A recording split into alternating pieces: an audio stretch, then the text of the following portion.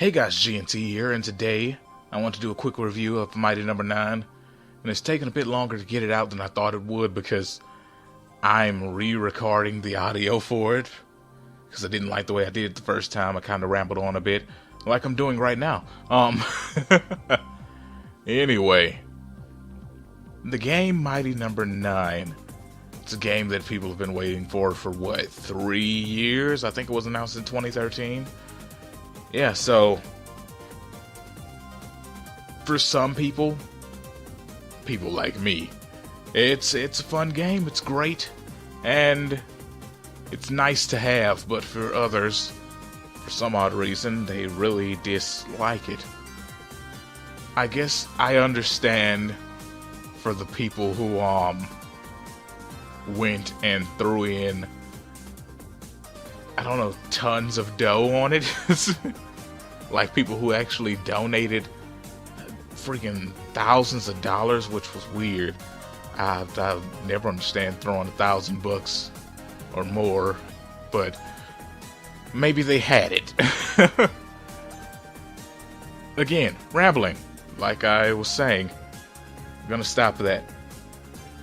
We're here to talk about the game and not the stuff connected to it, because that's pretty much what everyone else has done. They've connected the negative press and negative things that people have said about it towards their feelings on the game.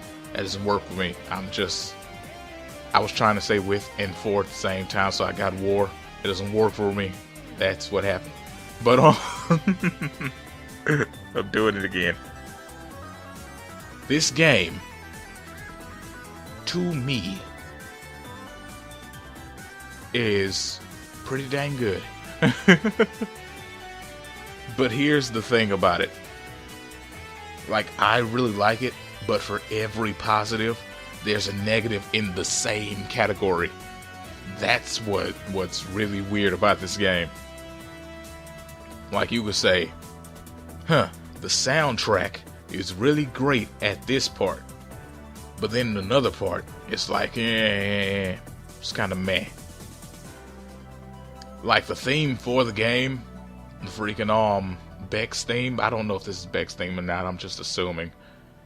But the main menu theme and all that, it's amazing.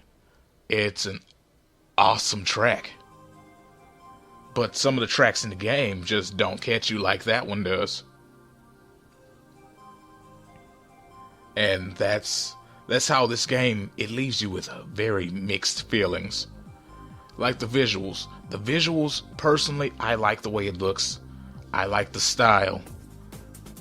I would have liked Beck to be a bit more edgy. And not edgy in a, we're gonna make Fantastic Four edgy. No, I mean just a bit more serious looking. Because Beck is extremely, let's just say he's adorable. He's very cutesy looking. And it seems like Beck was made to be a plushie. And I'm assuming that's because they had a plan for an animated series too. And I don't know if they're still doing that or not, but they had an animated series in the works for this. And that's why I'm assuming from his original concept to now, he just seemed to get more child-friendly, I guess. It seems like his design just got more along the lines of, you know how you take rough anime characters and make them chibi, or an SD version of them. It's like that.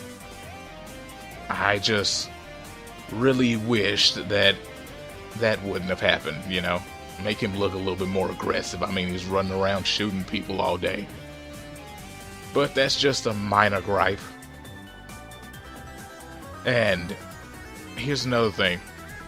Some of the bosses are really cool. Awesome design, awesome voices, and awesome abilities. Like, take Pyrogen, for instance. Like, at first, he doesn't seem like much because He's basically just almost like a stick figure until he activates the fire and it burns around his body to make him look more like a humanoid form. And that's really cool design. But then you take freaking Cryosphere, which basically kind of reminds you of a chibi or a freaking super deformed version of a Big Daddy out of BioShock. Like, no joke, that's what I think about when I see it. It's like a baby version of that. And it's all blue with a pacifier.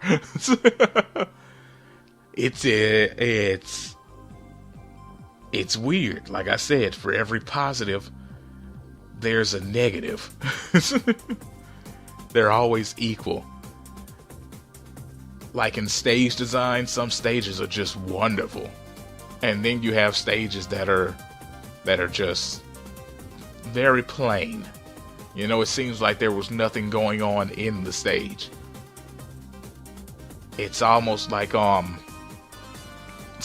challenge mode, and I'll get into the challenge mode later. But the challenge mode has a plain stage. It's blank. And the thing is, some of the actual stages in the game aren't as cool looking as the challenge mode stage. And that's kinda sad. But then again, when you have really nice looking stages, it's wonderful. And it's still, the game is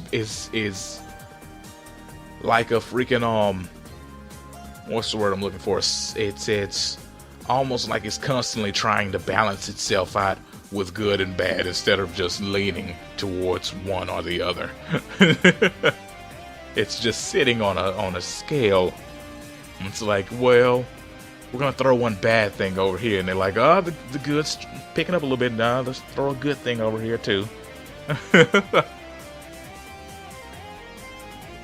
And the gameplay is probably one of the only things that I can't really find a negative in, but I can look at it from the other perspective of people that play this game and for some odd reason want to play a harder game, which you have the option, because you can turn off some of the extra things that help you in the game. Also, there's like a maniac mode that I did not choose to play because it said you die in like one hit. So if you want difficulty, it's there. But, you know, most people have issue basically with the dash and how it's infinite. How you can just keep on dashing to win. Like, in the final boss stage, there was a part where you were just floating and hovering, and I just kept on dashing to make sure that I didn't drop to the ground, because as you dash, when the wind's freaking blowing upwards, it picks you up as long as you're dashing. But if you're standing still, you fall. So I can understand some people having gripes with the infinite dash, but I actually like it. I think it's cool. I do kind of miss the charge shot though. Well, I can't technically miss it because Mighty No. 9 is the first game in its series. But comparative to what it was based off of, Mega Man, it lacks that one feature. But here's the thing, the original Mega Man didn't have a charge shot. So it's not really a problem there, but the game makes up for it by allowing you to pick up different abilities off of your enemies. Like one ability, I never learned what that did, and that was the yellow power-up you got off of some enemies. Never learned what that did. I know green sped you up, and red made your freaking bullets pierce through your enemies. So say it's a line of 3 to 4 enemies that are coming at you, you can shoot and hit all 4 of them and then dash through them to absorb their cells. Also, the dash can be used to absorb cells. It's a pretty cool feature, I'm telling you. This game has some really cool stuff. And if I had to rate it towards a Mega Man game, like say what it would be more like, It's like a Mega Man